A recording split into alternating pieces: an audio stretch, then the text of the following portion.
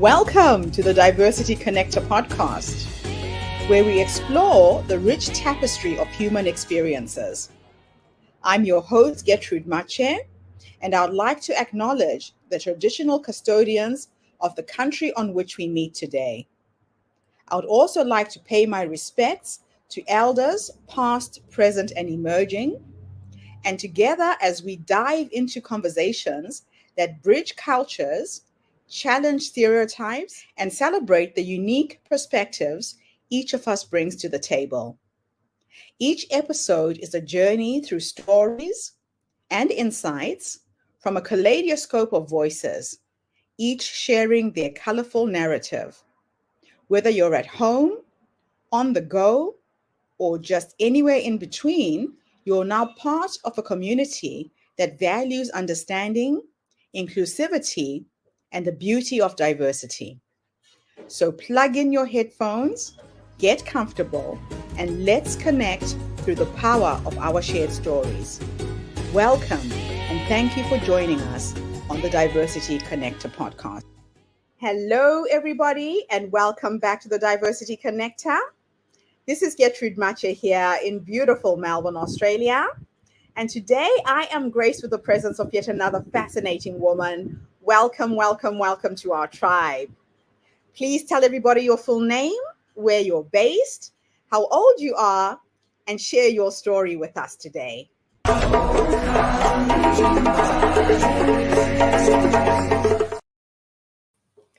Hi, I'm Veronica Mason. I live in Bondi in Sydney, New South Wales in Australia. I'm 34 years old and I'm a high performance coach and speaker. So my story, there's a couple of different ways that I got to where I am, but I think the best sort of starting place is the thing that completely changed my life. So almost 11 years ago now, I was overseas and there I was doing a university excursion and I accidentally had a fall from a height where I broke my back in 6 places. I crushed basically 5 of my vertebrae in my thoracic spine and then had a fracture in one of my lumbar vertebrae as well.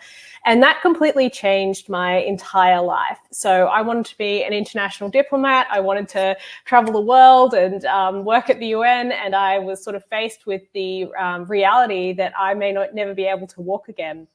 And that completely changed the trajectory, what I was thinking of for my life. And I'd been working for almost 18 years at that point to have that really specific goal of being an international diplomat. And at the time, I was a law student. I was a law student here in Sydney, and it completely just, as I said, changed the trajectory of my life.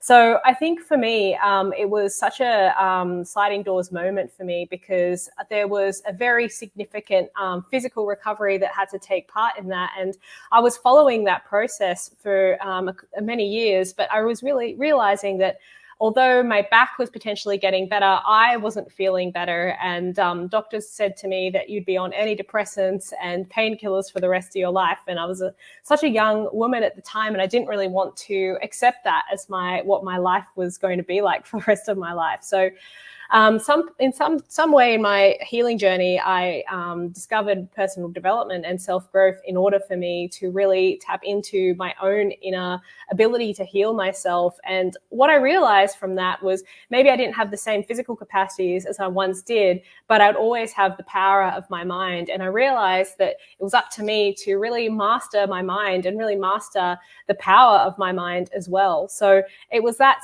sort of really kickstarted my personal development journey. It really started in health and nutrition. I started figuring out what I ate really impacted my health, and then sort of led to a sort of slippery slope of me thinking about how do I master my mind? How do I have a life of meaning and fulfillment and purpose, even after what I'd been through?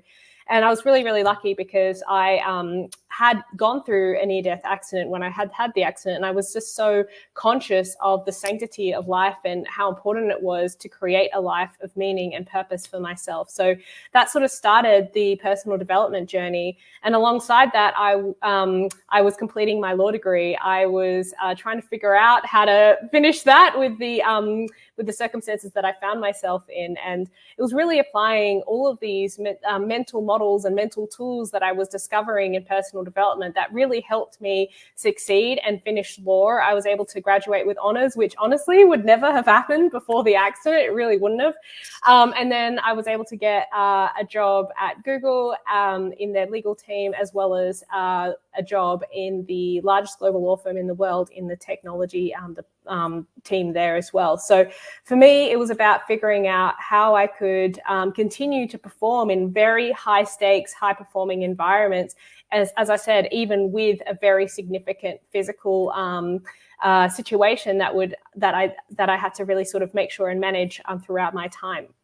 So it was during this process of being a lawyer in these very high-tech, high-pressure environments that I really sort of honed my skills of personal development and high performance, and realizing that there was this sort of spectrum of high performance, and it was almost like an infinity loop. So one side of the infinity loop for me was all these sort of epigenetic elements that I was doing for myself, like what was my sleep like, what was my food like, what was my exercise like, and really sort of doing a lot of research to figure out what makes a body work optimally.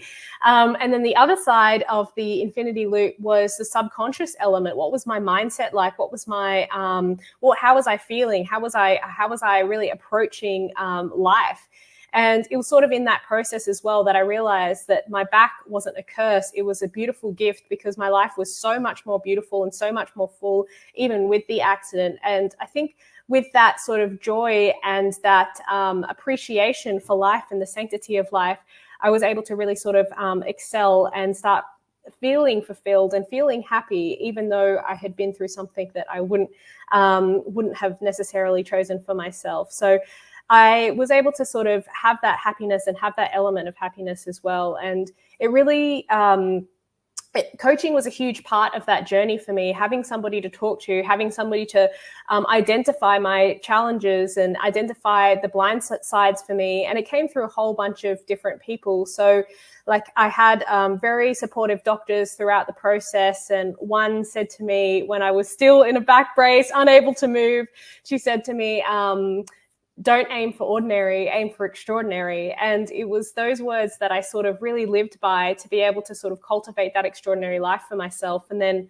during my process, finding other people that could help support me and almost be like a mastermind to help me figure out how can I really, nail my mindset to be able to become a greater version of myself. And in that process, people were able to see the sorts of changes and shifts that I was able to accomplish in my own life, not only personally, but professionally as well. So I was able to move well, exercise well. I ended up becoming obsessed with ocean swimming, which probably explains why I live in Bondi today, and doing incredible ocean swims of significant lengths, like 2 or 3 Ks.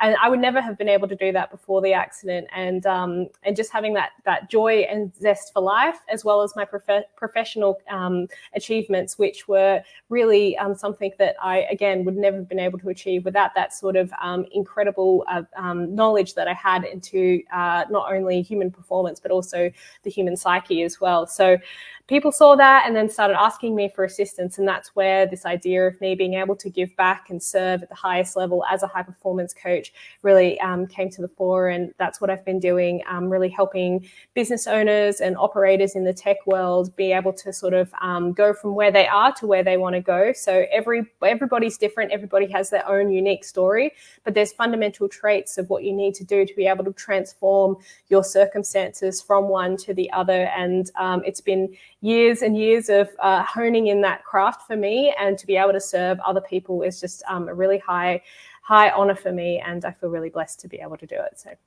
So let's go now into the Q&A part of the interview. Perfect. And I really want to pick your brain and really find out who you were as a young woman. So you must have had a lot of family support to get over the challenges that you went through. Tell me about your family. What kept you grounded during this time? Oh, absolutely amazing. So I think in terms of I had my support system, I had an amazing mom who was just an epic trooper. Obviously, it was an accident. It was overseas. I came back. I was all banged up, and she just was such a huge supporter for me. So she would always tell me, this is the best thing that's going to ever happen to you. And I would have some choice words for her and say, absolutely, this is not the best thing that's ever happened to me, and get out of my room because I can't walk away.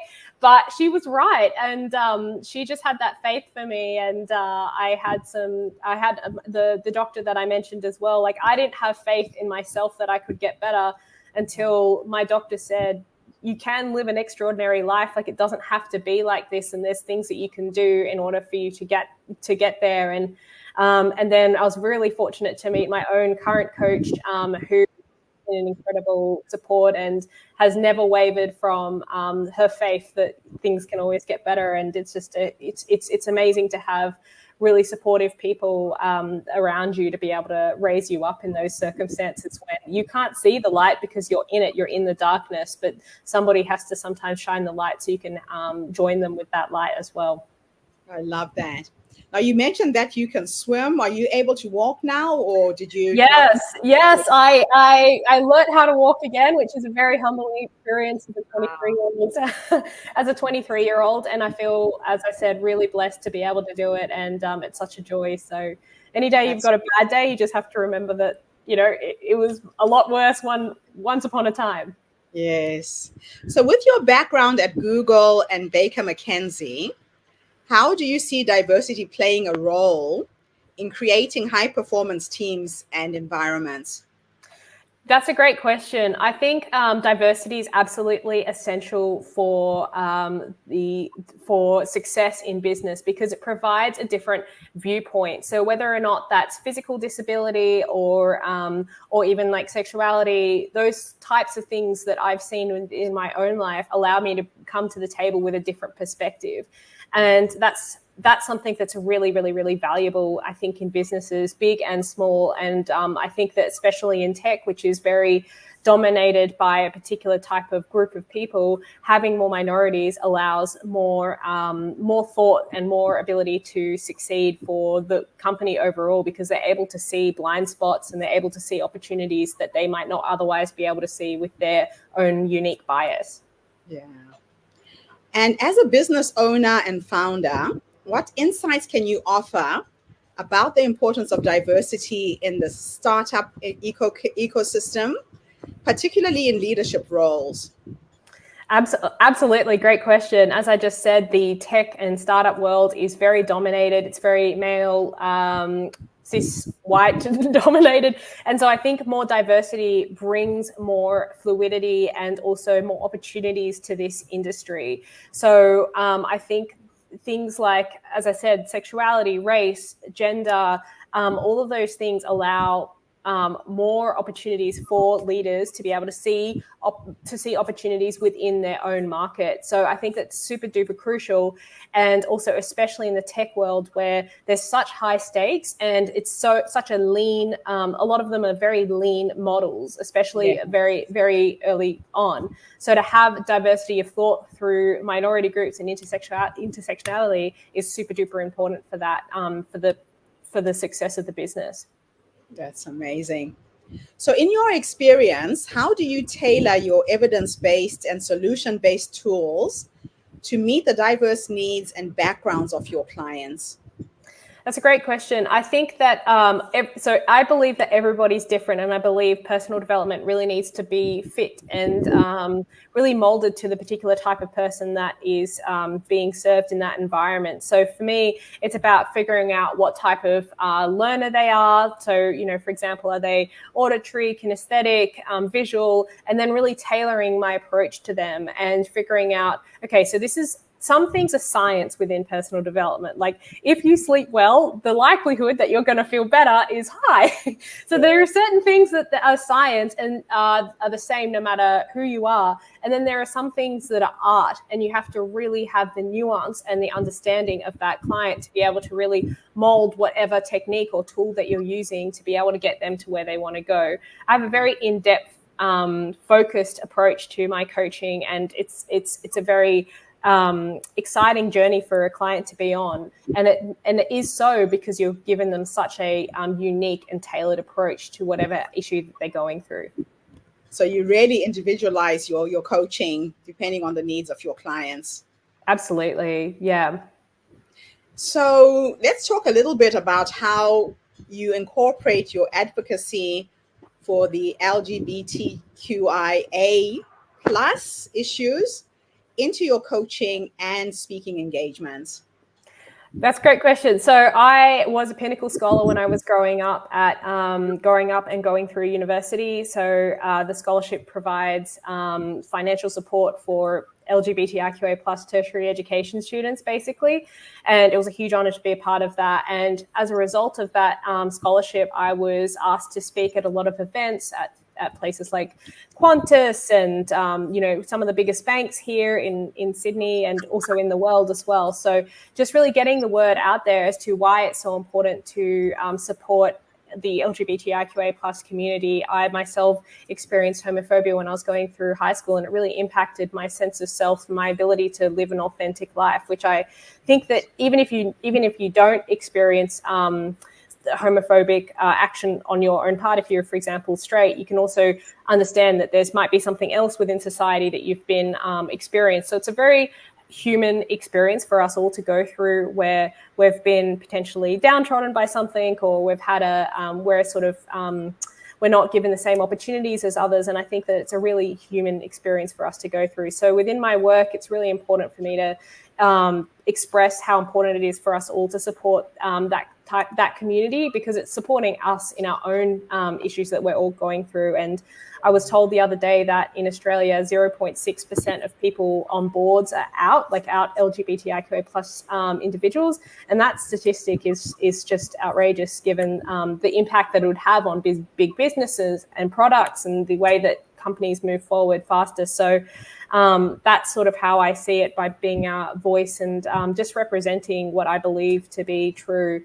And I'm very fortunate that the Pinnacle Foundation has also just awarded me the University of Sydney's LGBTIQA plus Executive Fellowship, which is basically like an MBA in a week, and therefore hopefully we'll be able to have a lot more opportunities to spread the word, if you will.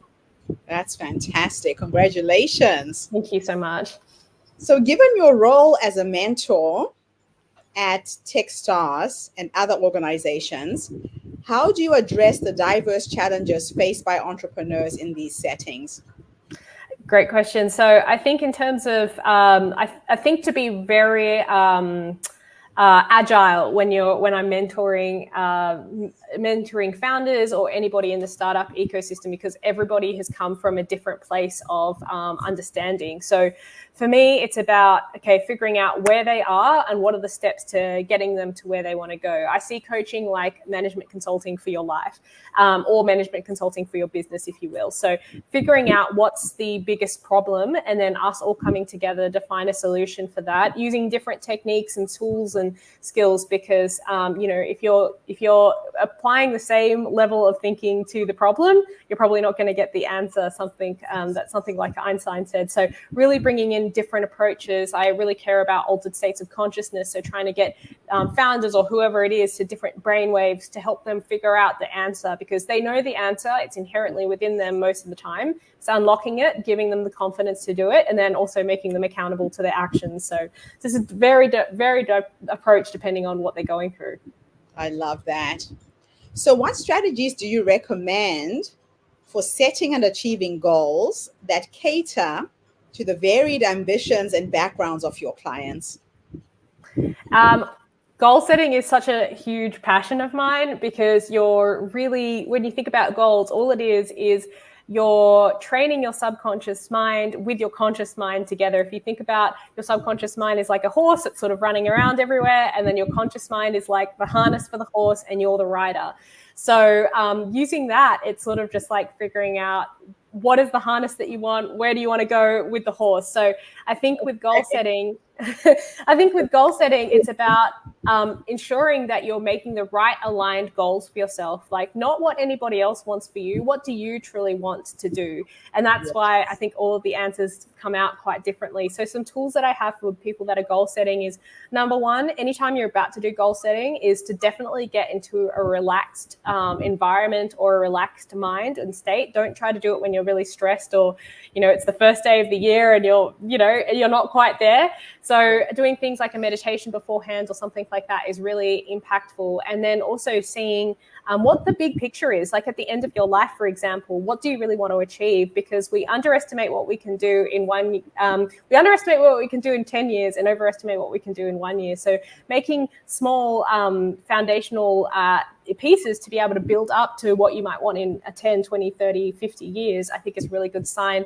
And then doing breaking it down and reverse engineering to what could be achievable this year, for example, and then the metrics to that. So, for example, if you want to run a marathon, breaking that down into really easy chunks, so that every single day it's like, okay, well, I might just go for a 1 minute run instead of like a 10K run, makes it much more achievable and realistic for you to end up getting your goals.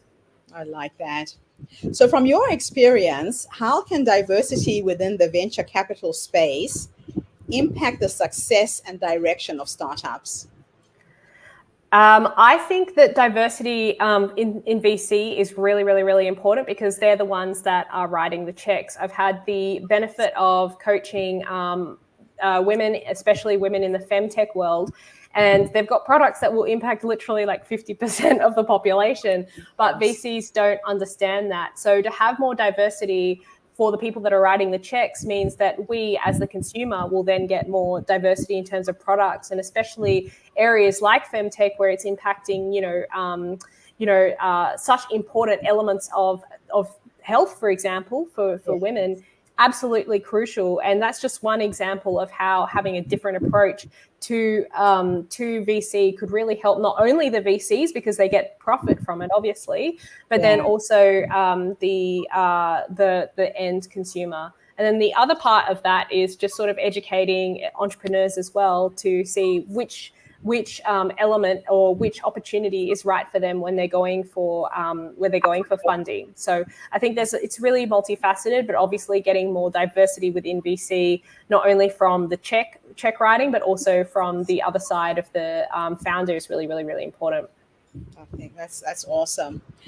How do you think high performance coaching can address the unique pressures and diversity challenges in the tech industry? I think that high performance coaching would really impact a lot of people that might not otherwise take that step to go and do some of these more audacious goals that we've just talked about, like getting VC funding or going and scaling their business or just building really successful businesses. Like some businesses within tech don't need to be VC backed and they can be just really successful businesses without the need for VC. So I think if I'm able, or if anyone's able to access more high performance coaching or training, it means that the limitations that they would have otherwise had on themselves are removed. And so I think it's really crucial to be able to help understand what's driving you and what's not driving you, and what triggers you and what doesn't trigger you, so that you can get that access to be able to get to the very best version of yourself. So I heard one time that high performance is potential minus interference. And if you just understand what the interference is and you take it away, I think we could have an equal level playing field for a lot of the minority groups that aren't really represented in tech. So I would love to see more people engaging in learning about themselves, because the one thing that I found for business owners as well as founders is that they're very self-aware, or if they're not, they know they're not, and that's why they sort of need the help to get there. So that self-awareness allows for that self-regulation, which allows for, I think, for success in the end. And it's very exciting. That's wonderful. So as someone who's passionate about transformative coaching, how do you ensure that your techniques are effective across different cultural backgrounds and value systems? Yes, that's a great question. And I think law really helped train me for that, if I'm being honest, because law helps you be objective in all circumstances, and helps you take away bias, right? So you can just see the facts for the facts, regardless of what they've gone through. So I think that that really helped me be a very impersonal, but also obviously caring, impersonal to those sorts of things, so that I'm not biased by them. And that's my job, to be the objective third party to anything. So having that advisory role for many years as a lawyer really helped me bring that to the table. And then also, I think being informed from having multiple cultural experiences from my own personal experience, whether that's having different backgrounds within my life, really helped me also have that deep empathy for other people and what they're going through as well, so that I can hear them and understand them and see their souls, so that we can get them from where they are to where they want to go. So are you an investor yourself? Not yet. I would love to be, though, just waiting for the right experiences or the right opportunities. Yep. Okay. I was going to ask what your investment thesis is, because I'm trying to get funding for my first tech startup. And I'm going to attract 100 Australian women to invest in me at 10,000 each. My MVP is going out at the end of this month. And I need to catch up with you and share with you the game that I'm playing in this world with my first tech startup. Absolutely. Well, I'm happy to hear it. And if I can help in any way, I would love to. That will be awesome. Veronica, thank you so much for this interview. You certainly know your stuff. I'm really glad that you got back on your feet and you took the learning out of that experience. It seems to be something that drives you in your life right now. Very, very clear in your message. Yes, thank you so much. I feel really blessed. It was honestly the best thing that ever happened to me, to be able to give and serve in the way that I'm able to now. And any parting thoughts to any entrepreneurs out there before we go? I would say, don't aim for ordinary, aim for extraordinary, and live the life that you truly wish to live. And really believe in yourself and back yourself no matter whatever's happening in your life. So I think just be empowered and be confident that you can make the changes that you need to make. I love it. Thank you so much, Veronica. It was wonderful to meet you. And thank you to everybody who's tuned in today. The Diversity Connector is bringing you voices from amazing people, amazing women from all over the world. Tune in again tomorrow when I interview yet another amazing person. In the meantime, have a fantastic day, morning, or evening, wherever you are in the world. And bye for now. Thank you, Veronica. Very much. Thanks. And that's a wrap, everybody, on today's episode of the Diversity Connector podcast.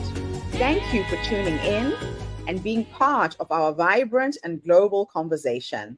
I'm your host, Gertrude Mache, and it's been an honor to share this space with you, where voices from all walks of life come together to weave a tapestry of diverse perspectives. Remember, every story you've heard today is a thread in the larger fabric of our shared humanity. So, as you step back into your world, carry these stories with you and let them inspire you to embrace and celebrate the rich diversity around us. Don't forget to subscribe, rate, and review our podcast to help us share these inspiring stories with more listeners. Do follow us on social media by looking for the Diversity Connector podcast for more updates. Until then, keep connecting, keep listening, and keep celebrating the beauty of diversity. This is the Diversity Connector podcast signing off. Stay curious, stay open,